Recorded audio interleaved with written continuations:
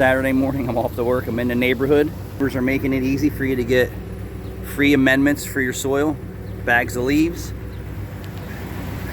On my way to work. Can't get any easier than that. If you don't have any leaves in your yard, this is the best time. Look, if you want the best amendments for your soil, all the material is free right now. I missed this guy's house yesterday, or 2 days ago. We had bags out front, but big garden. So like I said, we're just amending our soil for next year. All right, let's see what Saturday brings us. Challenges this week in auto repair. Everybody had money for an oil change, but didn't have any money for repairs, and majority of them weren't my regular customers. We see a lot of new customers because of the advertising that we do to drive in people who are looking, obviously not for a mechanic, but looking for the best deals is what I feel. And the goal is to try and convert them into your regular customer, but only time will tell. Only time will tell. It's amazing though, like Charlie Kirk said it best too, that he was arguing with somebody at a college saying that there's no systems to help people, right? And he's like, what do you mean? We have like the best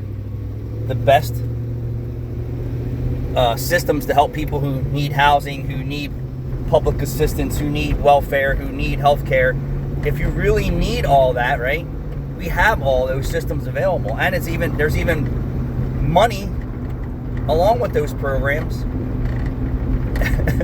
And then what he said in the end is, when someone kept arguing with me, he goes, and typically, and we're not saying this for everybody, that the people who are in trouble or financially in trouble or broke typically have a drug problem. And it could be alcohol, cigarettes, weed. But if you have all that going on in your life, and you have a car payment and debt, you're just slowly, if not permanently, extinguishing yourself. So he was basically just saying, like, if you make the right choices right in life, even if you are on the system, you can live a very nice lifestyle.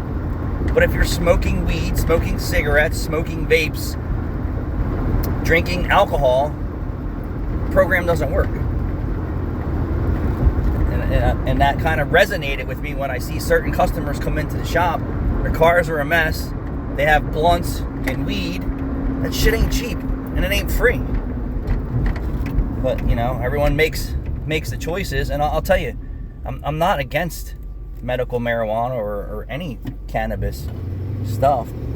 It has its place, and if you're in a position financially where you can use it recreational and it doesn't affect the rest of your life, like, oh my God, am I going to pay my mortgage, or am I going to get 4 bags of dope this week?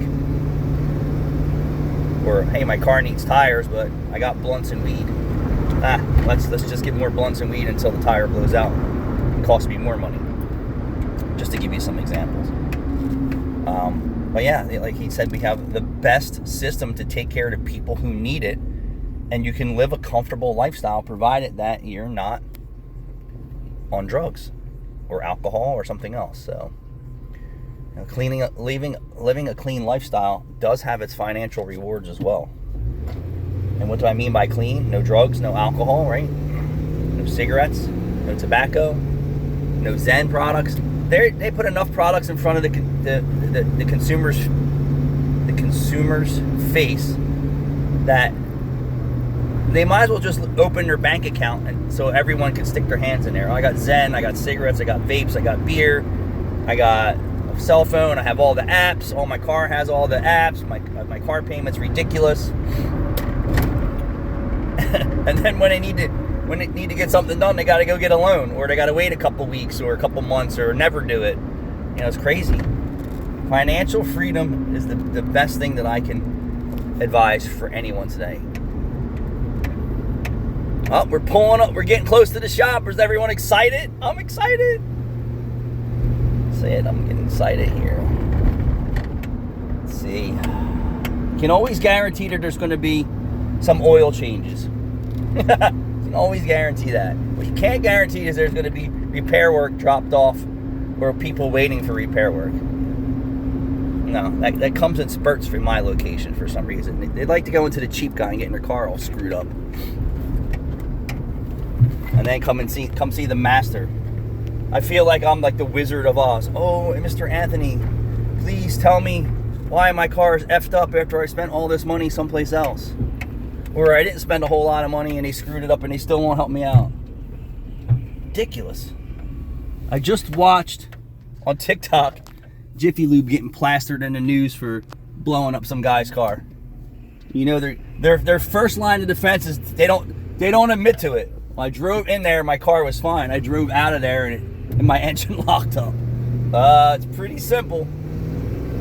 Pretty simple. I actually had a lady years and years and years ago blame us for the same thing. She came in for like, I don't know, oil change, of course. The easiest way to get your drawers dropped than someone trying to stick something in your ass that you don't want. That we changed the oil, and this is a true story. Changed the oil. I think we put a thermostat in for a check engine light, something like that. It wasn't even a coolant bleeding flow, it was just top. Changed the oil. Declined some other repairs. I think that's how the story went.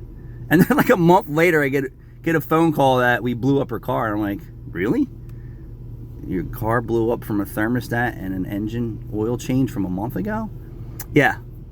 I said, well, tell you what, I'll send a tow truck. Send a tow truck to the shop. It's in the parking lot.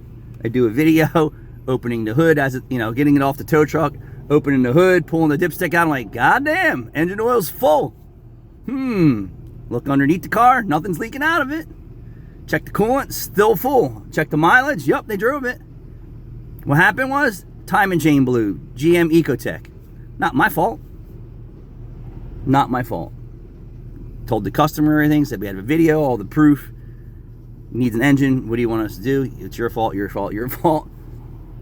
Tows it to another garage. They say the same thing, that it's my fault. I'm like, yeah, okay, good luck with that. Gets attorney involved. Send them the videos, send them all the TSBs, all the bulletins, all the worldwide shit about GM Ecotech engine timing change just grenading at will. Yeah, they dropped that case real quick. Not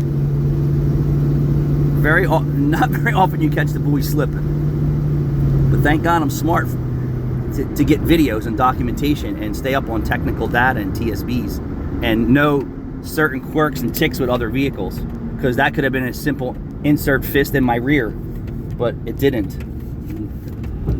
But yeah, I see it all, and I see lines at the lubers all the time. All those quick lubers. You know what you don't see in their reviews? How many times that they left a drain plug loose, didn't change the oil filter, did change the oil filter, engines blew up, all these problems. I challenge you, go read any quick lubes things, because I read them local around here. You never hear the disasters. Thanks for watching.